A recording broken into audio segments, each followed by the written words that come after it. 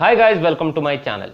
ನನ್ನ ಹೆಸರು ಸಂತೋಷ್ ಅಂತ. ನಾ ಈ ಚಾನಲ್ ಒಳಗೆ ಫಿಸಿಕ್ಸ್ ಮತ್ತು ಮ್ಯಾಥಮೆಟಿಕ್ಸ್ ಕಾನ್ಸೆಪ್ಟ್ಸನ್ನು ಡಿಸ್ಕಸ್ ಮಾಡ್ತೀನಿ.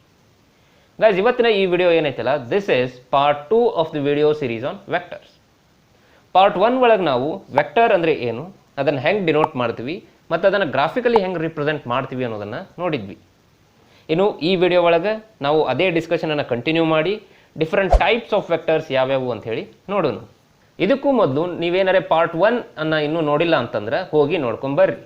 ಅದರ ಲಿಂಕನ್ನು ನಾನು ಡಿಸ್ಕ್ರಿಪ್ಷನ್ ಒಳಗೆ ಕೊಟ್ಟೀನಿ, ಅಥವಾ ನೀವು ಐ ಬಟನ್ ಮೇಲೆ ಕ್ಲಿಕ್ ಮಾಡಿನೂ ಆ ವಿಡಿಯೋನ ನೋಡಬಹುದು. ಎಷ್ಟು ಹೇಳಿ ಇಂಟ್ರೊಡಕ್ಷನ್ ಮುಗಿಸ್ತೀನಿ. So let's get started.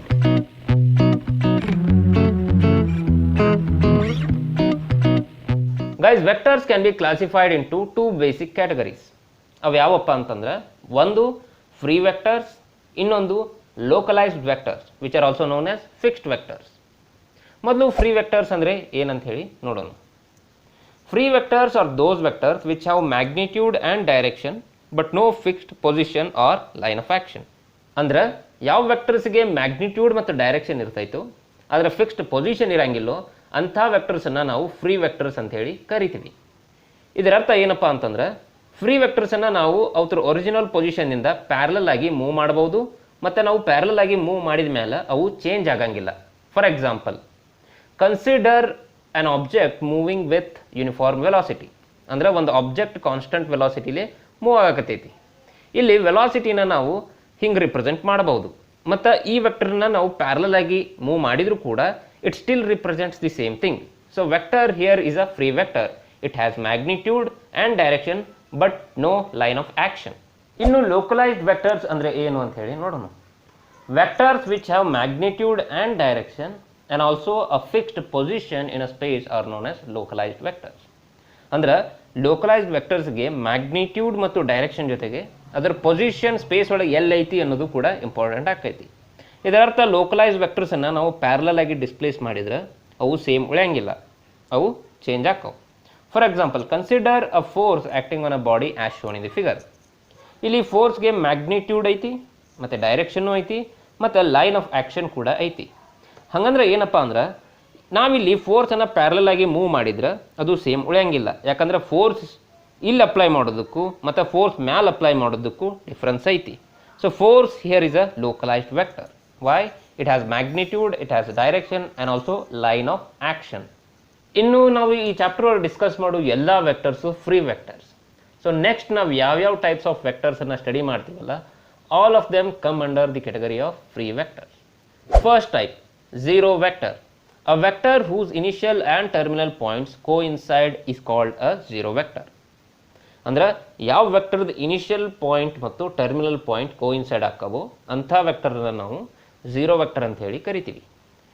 ಇದರ ಅರ್ಥ ಏನು ಹಂಗಂದ್ರೆ, ಗೈಸ್, ನಾವು ಪಾರ್ಟ್ 1 ಒಳಗೆ ನೋಡಿದ್ವಿ, ಅ vector is graphically represented using a directed line segment ಅಂತ.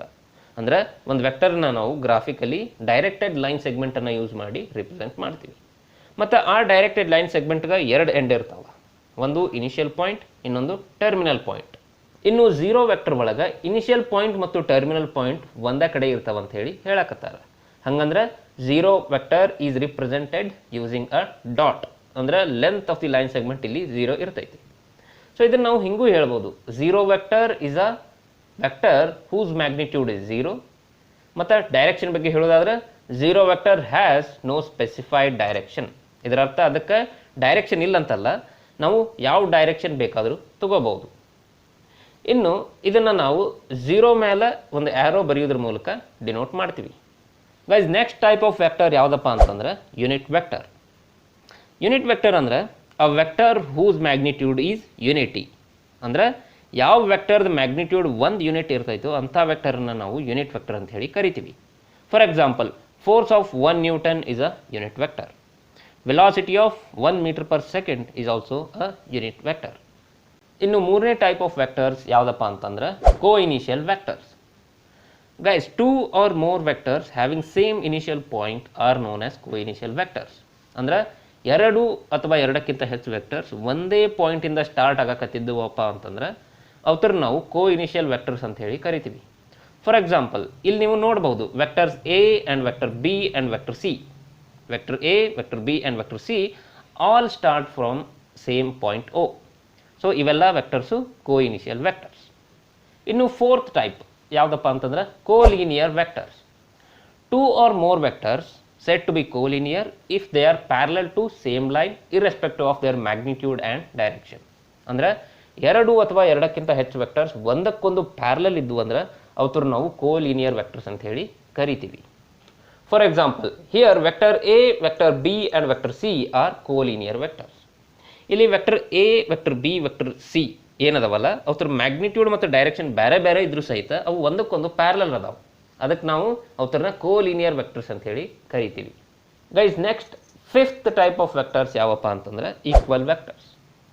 2 vectors A and B are said to be equal if they have same magnitude and direction.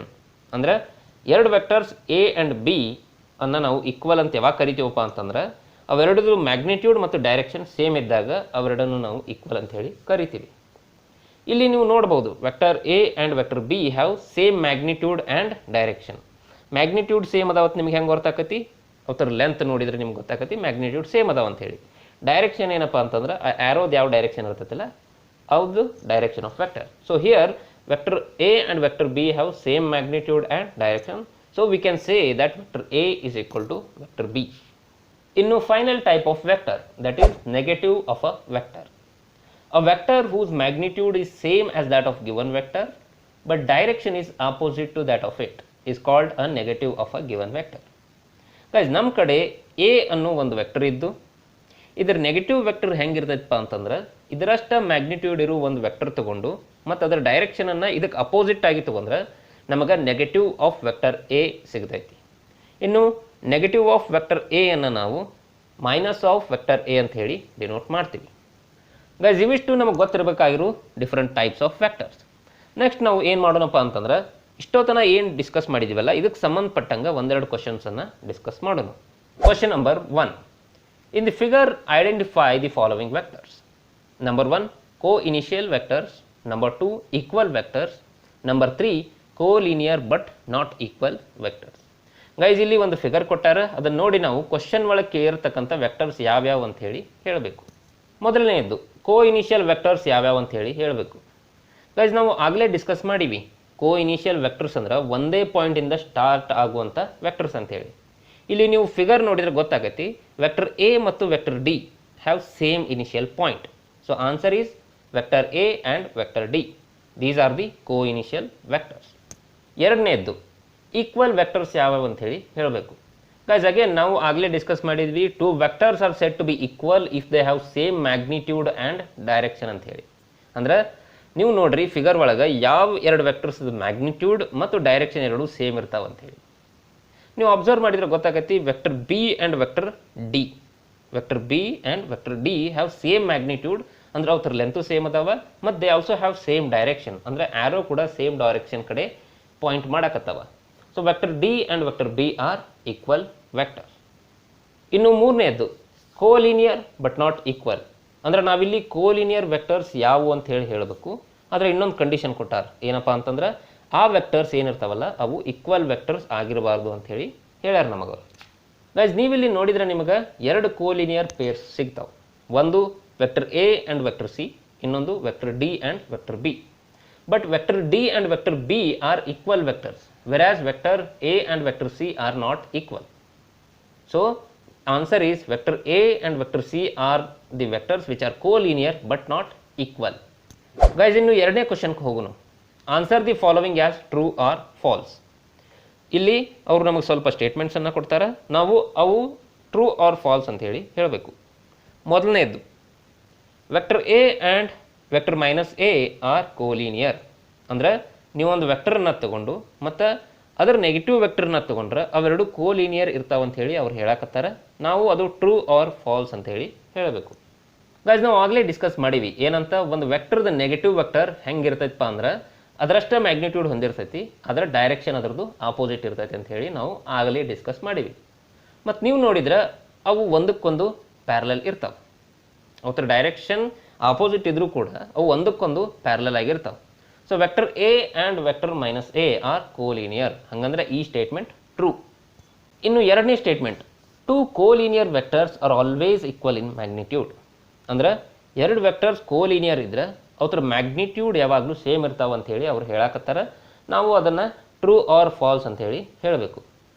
Guys, ಎರಡು vectors ಕೋಲಿನಿಯರ್ ಅಂದ್ರೆ ಒಂದಕ್ಕೊಂದು ಪ್ಯಾರಲಲ್ ಇರ್ತಾವಂತ ಹೇಳಿ ಅನ್ನೋದು ಅಷ್ಟ.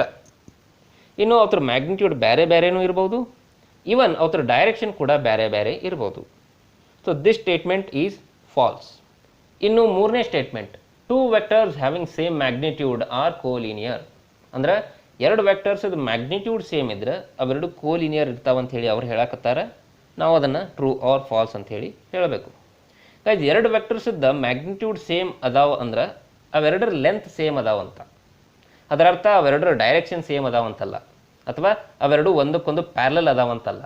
ಸೊ ನೀವು ನೋಡ್ಬೋದು ಇಲ್ಲಿ vector A and vector D have same magnitude but they are not collinear. So this statement is falls.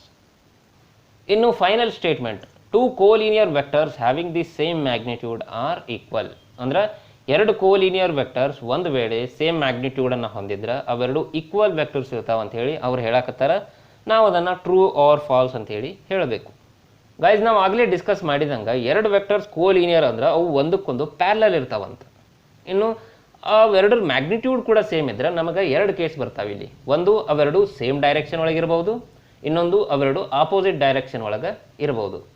ಅವು ಒಂದು ವೇಳೆ ಸೇಮ್ ಡೈರೆಕ್ಷನ್ ಒಳಗಿದ್ರೆ ಅವೆರಡನ್ನು ನಾವು ಈಕ್ವಲ್ ವೆಕ್ಟರ್ಸ್ ಅಂತ ಹೇಳಿ ಕರಿಬೋದು. ಆದ್ರೆ ಅವು ಯಾವಾಗಲೂ ಸೇಮ್ ಡೈರೆಕ್ಷನ್ ಒಳಗೆ ಇರ್ತಾವಂತ ಹೇಳಿ ನಾವು ಹೇಳೋಕ್ಕಾಗಂಗಿಲ್ಲ. So this statement is not always true. So answer is false. Guys, ಇಲ್ಲಿಗೆ ನಾ ಇವತ್ತಿನ ಡಿಸ್ಕಷನನ್ನು ಮುಗಿಸ್ತೀನಿ. ಒಂದು ವೇಳೆ ನಿಮಗೆ ಈ ವಿಡಿಯೋ ಇಷ್ಟ ಆಗಿತ್ತಪ್ಪ ಅಂತಂದ್ರೆ ಲೈಕ್ ಬಟನ್ನ ಪ್ರೆಸ್ ಮಾಡಿರಿ, ಮತ್ತು ವಿಡಿಯೋನ ನಿಮ್ಮ ಫ್ರೆಂಡ್ಸ್ ಜೊತೆ ಶೇರ್ ಮಾಡಿರಿ. ಆ್ಯಂಡ್ ಮೋಸ್ಟ್ ಇಂಪಾರ್ಟೆಂಟ್ಲಿ ಚಾನಲ್ನ ಸಬ್ಸ್ಕ್ರೈಬ್ ಮಾಡಿರಿ ಮತ್ತು ಬೆಲ್ ಐಕನನ್ನು ಒತ್ತಿರಿ. ಗೈಸ್, ಫೈನಲಿ ಹೋಗೋಕ್ಕಿಂತ ಮುಂಚೆ ನಿಮಗೇನಾದರೂ ಡೌಟ್ಸ್ ಅಥವಾ ಸಜೆಷನ್ಸ್ ಇದ್ದರೆ ಕೆಳಗಿನ ಕಾಮೆಂಟ್ ಬಾಕ್ಸ್ ಒಳಗೆ ಕಮೆಂಟ್ ಮಾಡಿ ನಮಗೆ ತಿಳಿಸ್ರಿ. So guys, thanks for watching and stay tuned for the next video.